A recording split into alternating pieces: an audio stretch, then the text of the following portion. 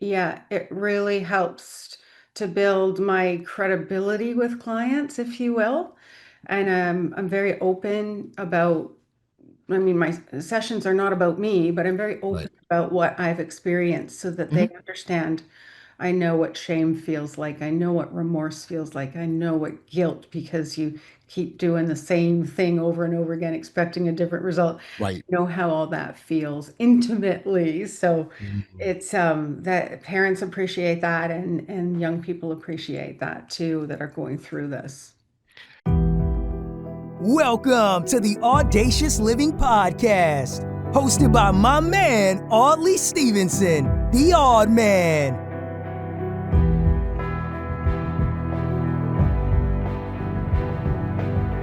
Greetings and salutations. Welcome to the Audacious Living Podcast, where we help you live your best audacious life ever. I'm Audley Stevenson, and I'm thrilled that you're here, ready to explore insights that can shape your path to greatness. Now, today we're diving into mental health and addiction with Susan Raphael, a clinician with over 20 years of experience and author of the new book, What's Wrong with My Teen. Her work helps parents navigate the challenges of adolescence, building resilience, connection, and understanding. Now, think of this conversation like designing a building. A strong structure starts with a solid foundation. With the right blueprint, open communication, self-care, and awareness of technology's impact, you can support your loved ones while keeping your own foundation strong. So now that we've got you all set, let's get into our chat with Susan. Enjoy.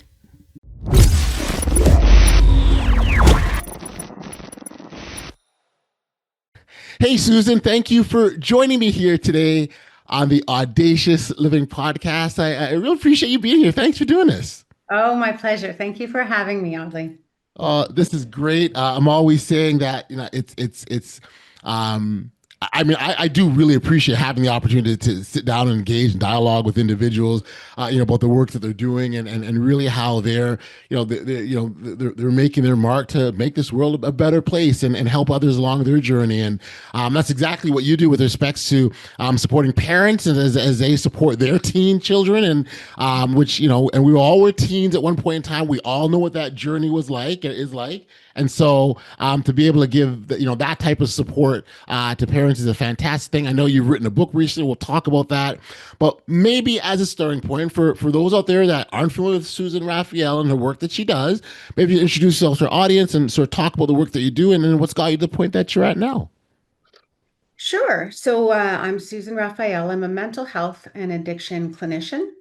And what that means is that I focus on addiction primarily and the other impacts of addiction, so on Mm-hmm. family. And I work with families. Sometimes I'm working with youth, sometimes I'm working with the parents. And out of that work, from my 20 plus years doing that, I also have my own lived experience. So I Mm-hmm. was a teen in crisis Right. and I suffered myself from mental health and addictions.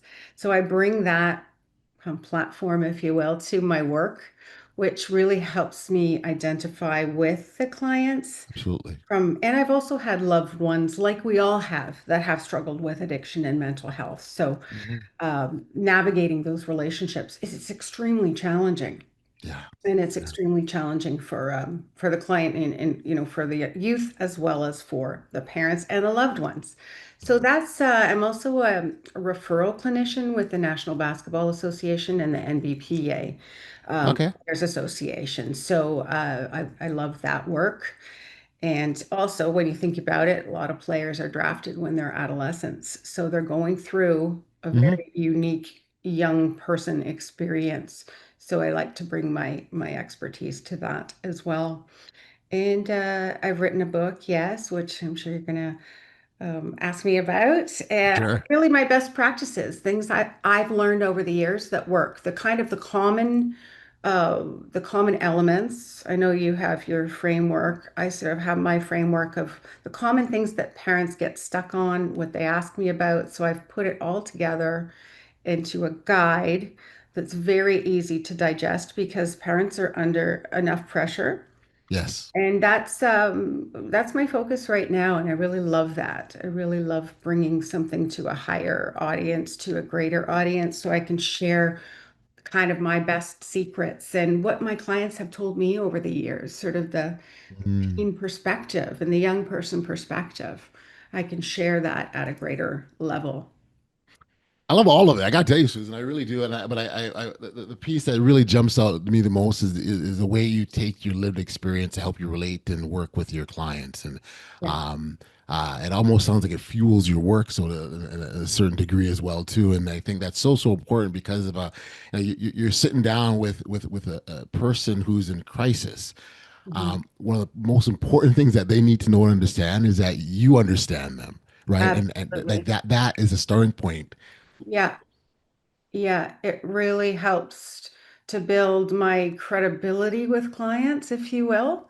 And I'm very open about, I mean, my sessions are not about me, but I'm very Right. open about what I've experienced so that they Mhm. understand. I know what shame feels like. I know what remorse feels like. I know what guilt because you keep doing the same thing over and over again, expecting a different result. Right. I know how all that feels intimately. So Mhm. it's that parents appreciate that and young people appreciate that too that are going through this.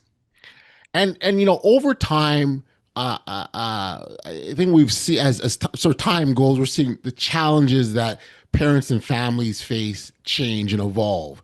I use myself. The issues that I dealt with as a kid are nothing compared to don't even compare really to what Mhm. young people are seeing today. Um, are Mhm. there sort of things like what is that you're seeing with respect to the changes and the differences that are affecting families and teens today? I think the highest risk one is the one pill can kill reality because of the toxicity in the drug system. And I live in Toronto, Canada, so there's, it's quite a busy urban center, Hmm. and there's a lot of accessibility to substances. Yeah. Now, so that's sort of the high risk, high impact factor. And then there's cannabis, which has the lower profile, but it's kind of the slow acting eroder, if you will, Right. right? Like there's a lot of people that don't think that it can be addictive. So you got sort of both extremes with what's out there in the drug world. Right. And of course, alcohol is still a primary killer of humans. So we can't forget about that. And the Mhm. accessibility to that is greater now than it was when we were kids. You know, you couldn't Sure. drink on Sundays. Bars closed at 1. They weren't open on Sundays. So there Right. was a little bit less. Liquor stores weren't open to the extent. Now, it's only one factor. Yeah. But yeah, times have changed. And then there's the whole social media realm, Mm. which so a huge factor today Yeah. for So you mentioned social media is a huge factor, right? yeah, huge factor. Yeah, so we've got all the apps and we've got online gaming and we've got online gambling and AI now and AI bots, and we're seeing lots of media reports about that, how risky that is, and it's a new thing, and new things are always a higher risk. Sure. So Sure. these are territories that parents don't know anything about. Hmm. Often they don't know what apps their kids are on. They don't know what they're doing behind closed doors in their bedroom. We didn't have screens in our, if we had a TV, Right. that was it, right? So you kind of put them in their bedroom, and then you don't really know where they're going, and you wouldn't send them out at night, in dark places in Yeah. the middle of the night, but you're sending them off to realm in virtual reality. So it's that's a huge risk factor. And again, it kind of goes back to the fact that we're dealing with young people, and their brains are not fully developed. Mm. That's right. So I explain that in the most simple ways that I can in my book, because for me the brain science mattered when I understood that I was a sick person and Right. not a bad person. It really helped me understand when I understood that there were chemical things happening when I used Yes. substances that were taking over the rational, like taking over Susan, like who I really was. Hmm. Hmm. It helped me understand better. So sometimes a little bit of science and pictures, help, like brain scans and things like that. So those are some of the tools that I'll use to help people understand what addiction is, how it functions, and how it kind of hijacks Right. the real person. Or even the person from starting to, you're still trying to form and develop, right? So you're still trying to Oh, uncover that real person, right? And yeah, so yeah. these things sort of come into play, and all of a sudden you're like, who am I? You don't even know who you are yet. You don't. Yeah, it's like addiction. Mental health stuff is kind of driving the bus, but addiction will be the first stop too Mhm. if you're vulnerable in that way. Right, Then there's right. peers and peer groups and influence in that regard, and it's a very peer focused time when you're coming of age. Yes. Your peers are really your family, and then your peers are Yep. everything. That's right. Well, I mean, because they understand you, right? Your parents don't understand you. My peers do. To a certain degree, they validate you. They may acknowledge you, give you all the things that you don't think you're getting elsewhere. And so, why wouldn't you turn there as a starting point? 100%. We've got like our friend group, and Yeah. I'm starting to do, that's what I was doing at that when I started drinking and using drugs. I was going out with my friends and having fun. Yeah. What was the key in your turnaround? I think the key was family. It was I was out in Vancouver, and I was in a pattern of abusive relationships where I ended up in the shelter system in the downtown Lower East Side of Vancouver because of drugs, alcohol, and my relationship. And then ended up in the shelter system in like through battered women's support and a fam that got into housing eventually. I'm so grateful for those systems that helped me bootstrap my way. Hmm. But the factor was that it was drinking that was taking me down. In fact, I got kicked out of shelters for drinking. And so I had nowhere to go, but still the alcohol I was so dependent. Gotcha. And I did have a family member come out and kind of realize a little bit how bad things were and suggested I come back to Toronto. Mm. So I did. And that I still was involved with alcohol for quite some time after that, but the family being around Mm. um, it gave me greater consequences because somebody would know about the extent of my drinking. So family is really influential in that they can create those conditions for change. They didn't really know what they were doing, but they started Right. to learn. And as I started to connect to services, Hmm. they started to go to parent resources and my siblings they got some they got educated and they learned that what enabling was and they learned that I was sick and not bad Mm. and I understood about the family disease of addiction where it's generational too Yeah. that Yeah. there's a family history so yeah so I think it was a number of things and it's never that like light bulb for me it wasn't that light bulb moment it Right. was a series of Hmm. days choices and Yep. one thing leading to the next. I would imagine that's for a lot of people, right? It's not just one thing that goes Eureka, we're all done. It is a bunch of things coming together, being strung together, choices, decisions, thoughts, actions that sort of get you on that path. And it's not that they make you heal; they just get you on that path, right? I think that's an important part of that. It doesn't happen the day after tomorrow and you're good, right? It's a process. It's a process, and the seeds were planted. Mm. So there was a police officer that was very kind to me, and he said, "This individual's not going to change."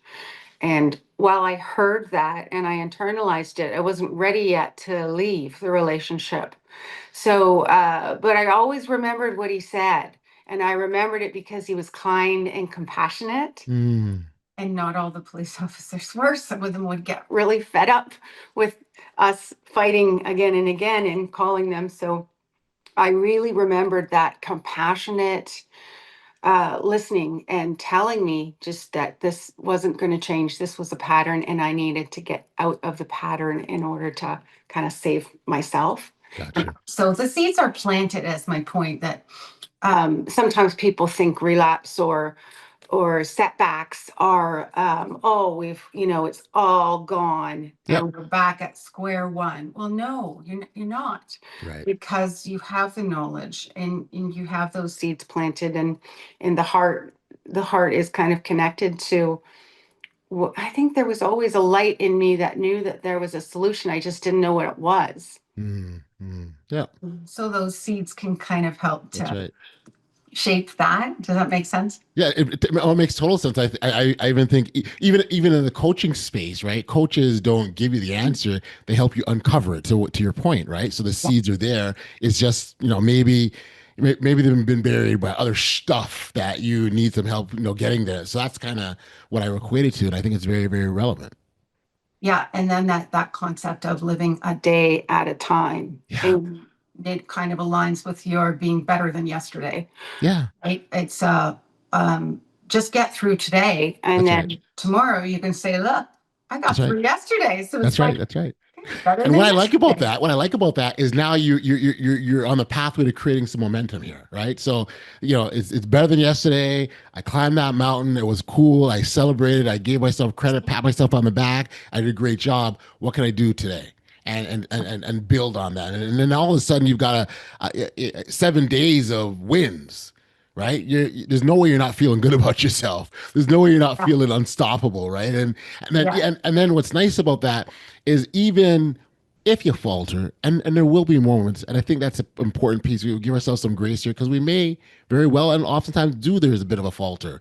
We still have that momentum built up that we can. It's easier to get back on it until it comes second nature. So exactly, exactly. And clients will often say, I just need to get motivated. And I'll mm, say, you need to act your way into motivation. Motivation, we don't think our way into motivation. I mean, it's a little bit of thought, but it has to be thought and action. that's right. And then with that, there's some movement, some That's right. momentum That's right. forward. And with that, it's like, I'm just going to go to the gym for 5 or 10 minutes. Yeah. Yeah. Well, you likely, if you can fool yourself into that, then you likely will stay more than 5 or 10 minutes once you're through those doors and all the energy of the environment is lifting you too. I heard a speaker tell a story once of he hated being he was a runner and he was a runner but he hated running, and he talked about how he got started, and literally how he got started is he'd go to the front door, he'd put his shoes on, he'd walk to the curb and come back, right? And he would just and go a little bit further. And then he started, okay, I can do a fast walking, right? So they'll walk to the corner and come back. And it's funny because when he tells a story, he's like, he and his wife were supposed to go out one day, and he goes, oh wait a second, I got to go run. And he put on his shoes, walked outside, came back, and he goes, what are you doing? But he's created that momentum to what you're talking about, those small wins. I think they're oh so important. So I'm glad that you So touched on important. that. Yeah. Um, something that I often wonder about, and I don't think this applies for just even parents and teens, and I think there's multiple applications of it, but the idea of knowing when to give space and intervening versus giving that person the appropriate space, because it is a sort of delicate balance. There are instances where people, again, unless say people, let's be specific, your team could be able to work through their issues on their own. So you want to give them the space to do that. And I think what you're doing is you're helping to build a resiliency and problem solving. You don't want to be swooping in all the time. But at the same time, it's about reading when do I intervene. So I wonder if you have any thoughts on that, because that's something I know I've thought about myself and wondered. And you're never sure. Did I get it right? Like, do I know? Like, it's always a kind of a guessing game a little bit. That's a great question. I like the way that you framed it Mhm. because, yeah, I think a lot of my clients will have stories where they're in a disagreement with a parent, and the parent kind of the teen or the young person retreats to their bedroom, and the parent follows them in there, I'm and not done kind of, yet. and then they feel really trapped. Right. And Right. so, yeah, so there is definitely, don't follow your kid into the bedroom. If they're needing a timeout, they might not have the words to articulate it, but if they Yes. retreat to their bedroom, give them that space. So sometimes it's not that easy, but you can ask them too, like, what do you need from me right now? And I'm not always going to get it right. Please let me know when I mess up. Parents are often very afraid to apologize or say that they messed up. Right. And it also builds a lot of credibility with your loved one if you can say, "Oh, I screwed up. Sorry, I smothered you. Did I smother you there? Was that too much?" And then one of the most important things is being present and listening. So being present, sometimes the car ride to school, I often hear that's the time when if you drive your kid to school, that parents will engage, but you don't have you're in that small vehicle. You don't have the deep, Right. just don't have the deep conflict in the car, but light chit chat, and I'm here for you if you need me. I notice it seems like you're going through a rough time. Did I get that right? Mm. Um, I, so I really like yeah. the idea of checking in the way you did that. Like, really checking in and, hey, I think that's a perfect question. Did I get that right? Yeah, did I get Because I think what that does in a really cool way, it kind of disarms that whole authority parental on the parent, like, hey, I might screw up. Did I get it right? And I think it's wonderful because it helps build trust a little bit. Yeah, and it gives the teen autonomy over, wow, you're letting me decide what's right for me and what's Yeah. not right for Yeah, I me. like that. And also to expect that the teen's gonna be defensive and say, no, you're always this or you're always that. And something that I tell parents is not to take anything personally. Just Mm, show up as their authentic self, which is fallible because we're humans and we all make mistakes. We're not perfect. Show up and be prepared to take the flack and not take it personally. But show up and show up continually, because as you are that calm presence, you're actually emotionally regulating your teen. yes. If you react to their reaction, then you've contributed to more dysregulation. So it's Yes. kind of that notion of don't argue with someone when they're under the influence of drugs. Well, you don't argue with a teen because they're under the influence of brain development. I like that. I like that. Right? So, but it's hard. It's hard because it hurts when someone says Of something, course. right? Of So course. there's a lot of self-care that I encourage parents. Addiction doesn't just affect, and mental health doesn't just Yep. affect the teen, it affects the parents too. Yep. So the more they focus on their well-being, the better they will be able to be present and listen and hear and Yes. notice without judgment. Mm, They're simple concepts, so they're very challenging concepts to listen and to yes. be judgment free. But yes, thank you for pointing that out. The dysregulation piece. I think it's key, and sorry, the self care piece. I think that's very very important because there are times as parents we are going to respond or react to our children based on what's gone on, but it's oftentimes it's tapping into something within us that we need to Yeah. address, change, evolve, whatever that is. And they're tapping into that thing, so it heightens the situation even more and makes it bigger than what it needs to be. So I think the idea of staying regulated yourself and not taking it personal, as you said, I think that's a fantastic strategy because if we're not in the right place, there's no possible way our teen, who's under brain development, as you said, is going to be able to guide us if we can't guide ourselves as parents. And, a lot of parents, most parents will tell me that they're sleep deprived because they're worrying about their young person at night. So, whether the young person's out or whether they don't live with them and they're worried about what they're doing because of their mental health and addiction, so they're not sleeping well. And Mm-hmm. uh, and that's if a parent comes to me and says, "I got a good night's sleep," I know that I'm doing good work with them, because that is sometimes that's all that we can control is their sleep and how they're taking care of themselves. And so another thing that is always at the core of my work is that, like, my peace and happiness have to be unconditional. They cannot be conditional on whether my son comes home at night or whether Right. daughter comes home at night. That's really, really hard. So, what does that entail? It's like, but always remembering that my well-being has to come first. Mm. And also when I'm engaging in self-care, my kids see that. Yes. I don't actually have children myself. I'm being hypothetical. My kids are the community kids.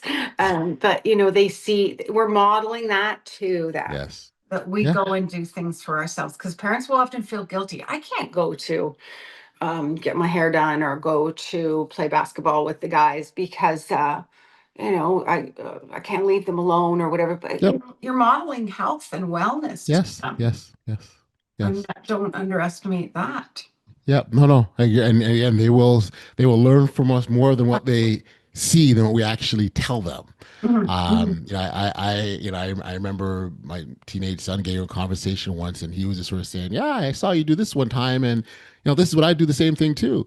And I'm going, "Were you even there? Like, I didn't know you were watching me, right?" And that's exactly like they are watching whether we realize it or not, and They are. that's where all the lessons are going to come from. So we need to be They're mindful of that. watching, they're listening, and they're very attuned because when you think about, when they're babies and they're on you, they're attached almost to you. They are highly attuned to their parents. So their brains might not be fully developed. Hmm. But they are highly attuned to when dad is upset with them, when mom is judging them, and it could just be a look. Yes. So it could just be a tone of Yeah. voice. So that's important to remember. And also the power that holds is that we can be the calming presence. So when my client comes in and they're in a crisis, I don't meet them with the high intensity. I kind of do the opposite. It's sort Right. of Bring them down. I try to bring down, regulate them a bit by being a calm presence, listening, being attentive because they want me to hear what the crisis is, but not taking it on, not reacting to it, not making Hmm. it worse. That's right. Because you're adding to it. You would be. That's right. That's right. Yeah. That's right. Yeah. Yeah. Yeah. Curious about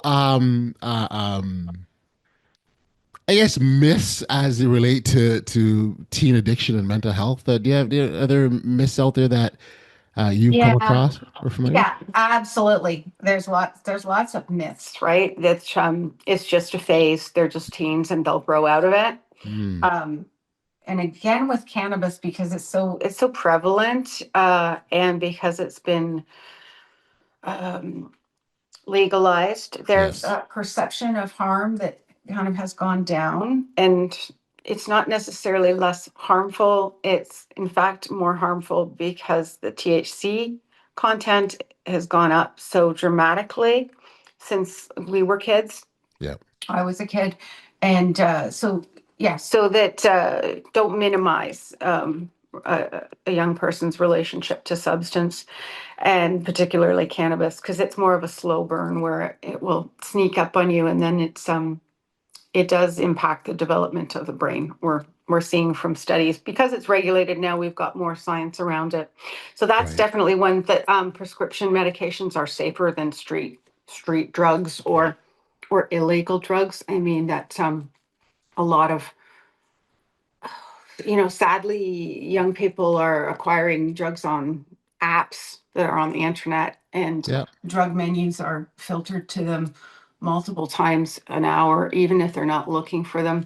So they may be trying things that they never anticipated they'd be That's trying, right. and they might be That's right. counterfeit pills. So Yeah. prescription is not necessarily prescription. It could be a counterfeit. So I think Wait. that it's addiction just affects the teen is a myth. It Right. affects the whole family, and the whole Hmm. family is suffering. And at the same time, the whole family can be part of the recovery process. Sure. Sure. It's, Sure. it's a family. It's a family Yep. Yeah. recovery. I think that I know earlier on you mentioned the piece around accessibility and that continues to be the theme throughout um, all of what we're talking about here. It's just there. It's easy. It's not hard. It's in their faces. There's a cannabis shop at every corner if you want one. It's all online, as you said. It's in corner stores, alcohol store, beers Yeah. at your corner store now. Where we grew up, that wasn't the case, and so Yeah. so I guess how as parents do you arm your kids knowing and how to manage and navigate this world, knowing that it's everything is front and center in their face and accessibility, it's not hard. I think it's having these conversations age appropriately from a young age. So starting with what are the media technology values of our family? Are we on Hmm. the phones at dinner? Do we put our phone in do we have tablets in our room at night? So and also knowing the platforms that are risky for young people. So you wouldn't send your kid out after midnight if they're Right. a certain age. So don't send them onto certain games or certain. So parents really do need to be informed. It's difficult, but there's a lot of people out there that are bringing awareness to parents about the risks of particular technologies. And I'm not here to judge any, but there's science that's saying that social media before the age of 16 is very dangerous Hmm. for a number of different reasons too, not just the addiction piece, but Right. we've got the addiction to the phone. And sadly, I've got like young people under the age of 16 that are accessing drugs online. They never interface with the dealer, Yes. and drugs are left kind of somewhere and they pick them up, Yep. and they're Yep. often given an array of drugs, not just what they ordered. So there's a lot out there that's particularly high risk and dangerous today. I guess it always was dangerous, but in different ways. Hmm. And Hmm. also the synthetic cannabis, and synthetic products that are in the stores, and so younger people can have access to those. And not all of the cannabis shops are regulated. So that means that some of them are serving underage kids that might have a fake. I had a fake ID when I was a kid, Yeah. to get into the club. I wasn't even drinking necessarily, but it was Yeah. to get into the place I wanted to be with the Sure. peers. Sure. Uh, For me, it was a cool thing to have. Hey, that's a fake ID. Cool. Then what? Yeah, Like, yeah. Right. So they certainly that happens today, and at the unregulated places, they're going to be a lot more lax sure. on. So knowing what your kids are doing, where they are, and having establishing these kind of family rules and values and limits, um, age appropriately along the way, kind of understanding, and bring in speakers to your kids' school. Ask Mm. what their cell phone policy is. Make the systems accountable. Hold them accountable. What are you doing when if my kid is not allowed to have the phone at home, then why do they have it at school? So having those rules that suit your family system. And Yep. so it's hard. You got to have those conversations, you got to educate yourself, and that's Hmm. part of what my messaging is to raise awareness, have these conversations. They're difficult conversations, but we can Yep. have them. We're having one now, and thank you Hmm. for doing this. Hmm. And Hmm. not being afraid to talk about the tough stuff and the hard stuff, and not being afraid to have limits and guidelines in your Yes. home. I, Yeah. I like the idea of sort of keeping connected, and kind of knowing what's happening in the world. I remember a kid. There used to be, I don't, and, I'm here in Toronto, and there used to be a commercial at 11 o'clock. Irv Weinstein says, "It's 11 o'clock. Do you know where your children are?" Like, Exactly.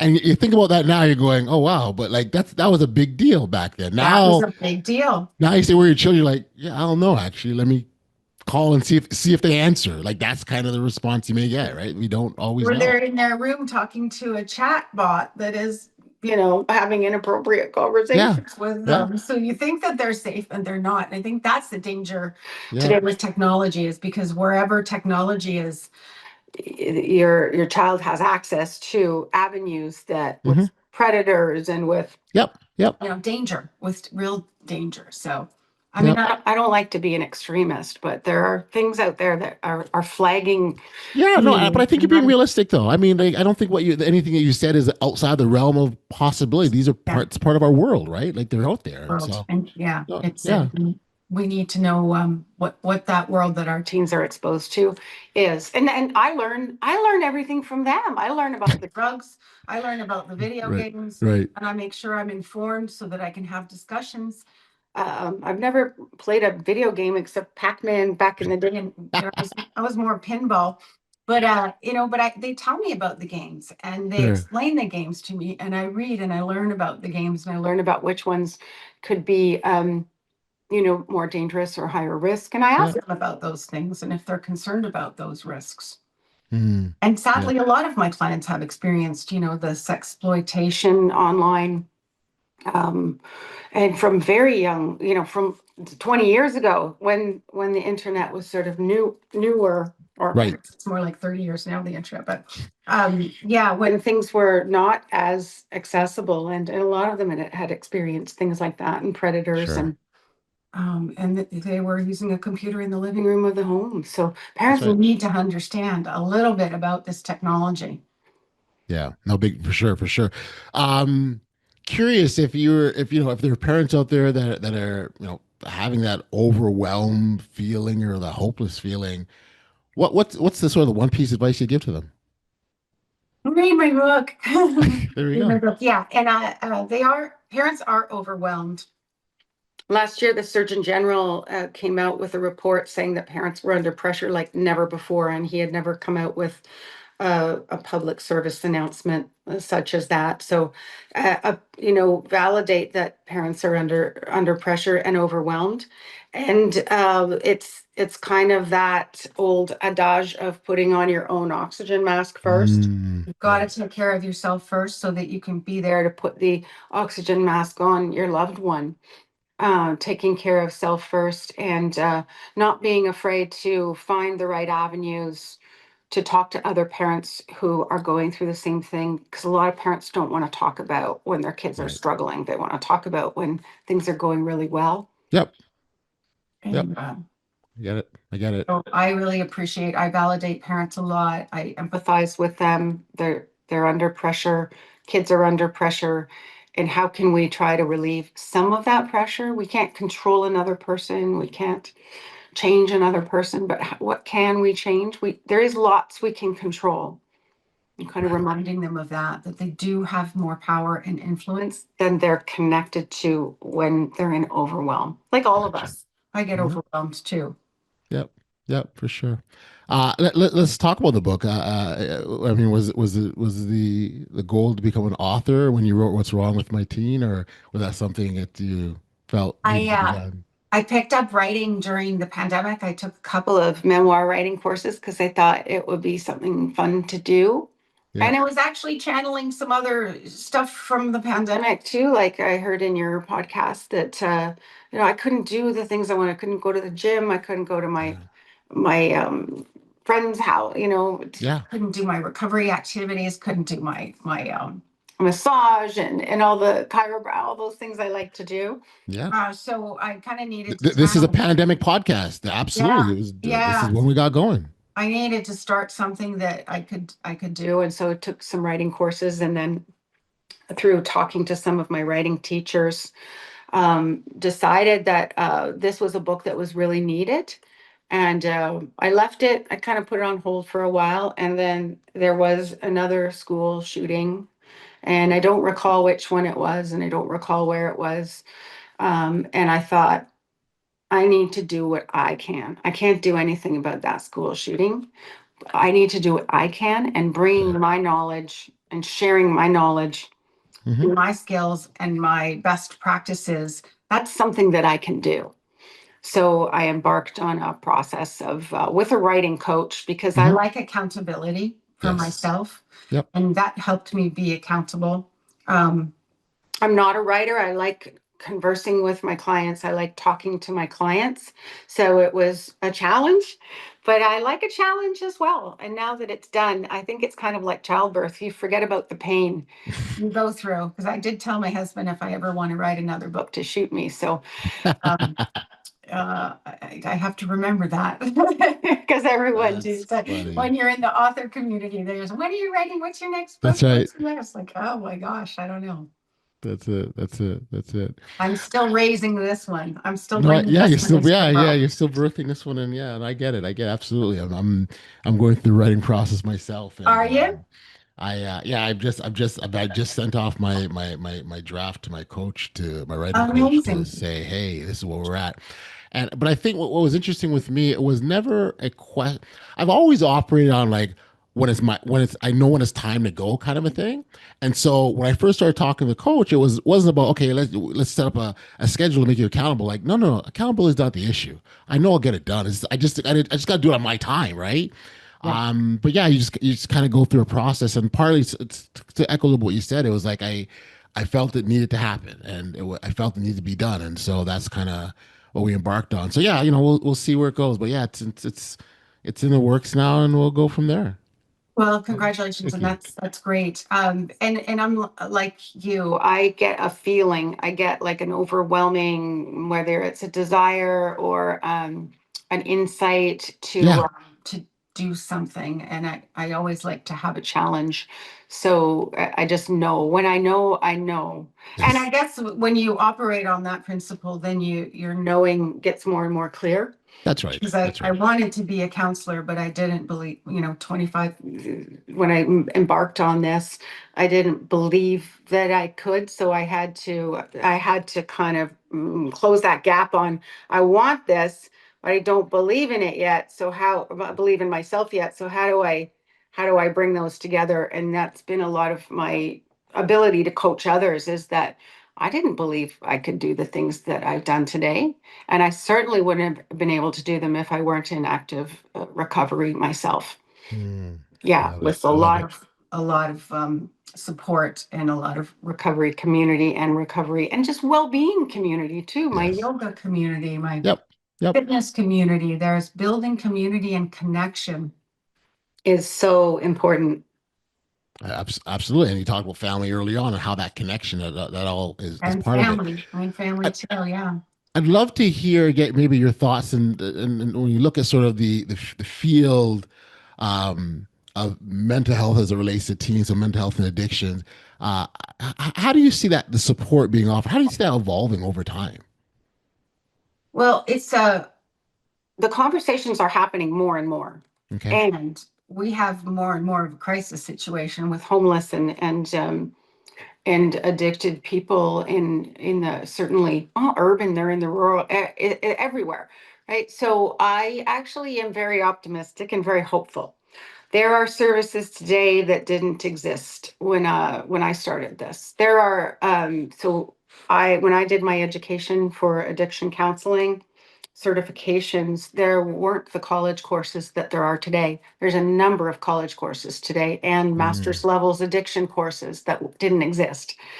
So there's more physicians that are getting trained in addiction medicine. And that's key because there are some great drugs out there to help with the process of getting into recovery and medications that only doctors, can facilitate. right. And there are parent support groups and peer support groups that didn't exist.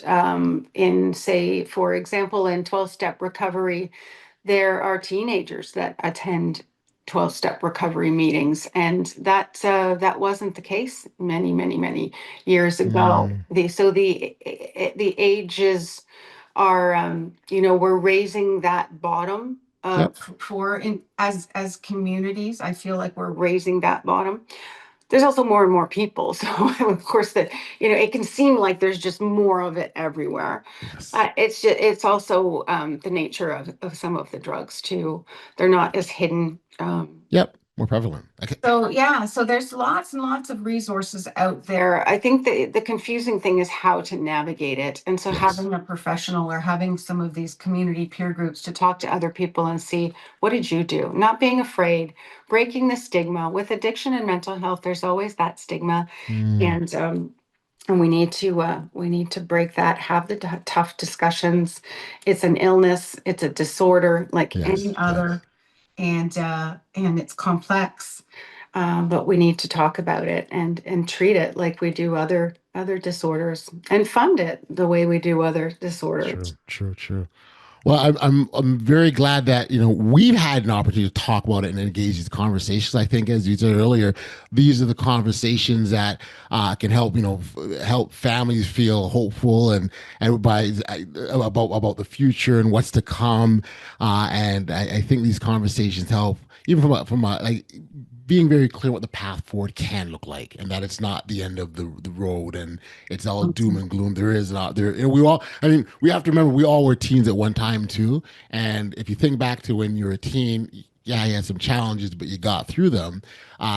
So there is light at the end of the tunnel. It's just a matter of how do we best support our young people. And I was going back to that question where I said, how do when to intervene and when not to? I think that's really important. At least it was definitely an important question for me because it is a bit of a sort of not a guessing game, but certainly a feel it out kind of thing. And so I think by having these conversations, helping people feel comfortable talking about the issues, putting it on the forefront, are all important aspects of this journey that we're all on collectively. So thank you so much for Susan for the insights. For listeners that wanted to connect with you directly and pick up a copy of your book, where can we send them? My website is what'swrongwithmyteen.com, and social media at Sustainable Recovery. So that's my business name, Susan Raphael, Sustainable Recovery Counseling. Okay. And yes, so I'll just end on this note that there's always hope, and there is a solution, and there's so many pathways to recovery. Beautiful, beautiful. Well, we definitely going to make sure that your contact details are in the show notes below. And again, Susan, I want to thank you, thank you for the time here today. It was absolutely delightful chatting with you. Likewise, likewise. Your passion for your work is clear, obvious, and evident, and that's so important for your clients. And so, congratulations on the book, and thanks for being a guest on the Audacious Living podcast. My pleasure. Lovely to meet you. My day is much better as a result. Thank you, thank you.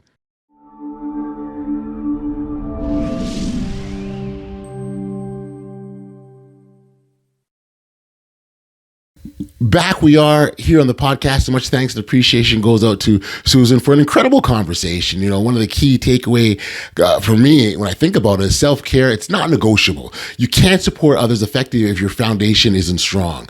I so loved how Susan blended her personal experience with her professional expertise. It's a reminder that we're all building, adjusting, and reinforcing our own structures while supporting those around us. I'd encourage you to check out her book, What's Wrong with My Teen, and the show notes for contact information. The resources are all there. And, she has some invaluable insights for parents navigating adolescence. Remember, life is like a building a structure with careful planning, attention to detail, and the right support. You can create something strong and resilient. Thank you so much for tuning into another edition of the Audacious Living podcast. Please like, follow, subscribe with family and friends to help us grow and empower even more people looking to live audaciously. Until next time, keep building your life with intention and remember the strong foundations create resilient structures. Until next time, stay safe, be kind, show love to one another, and be audacious. You've been listening to the Audacious Living Podcast, hosted by Audley Stevenson. If you enjoyed what you heard, be sure to like, subscribe, and share. Until next time, be audacious.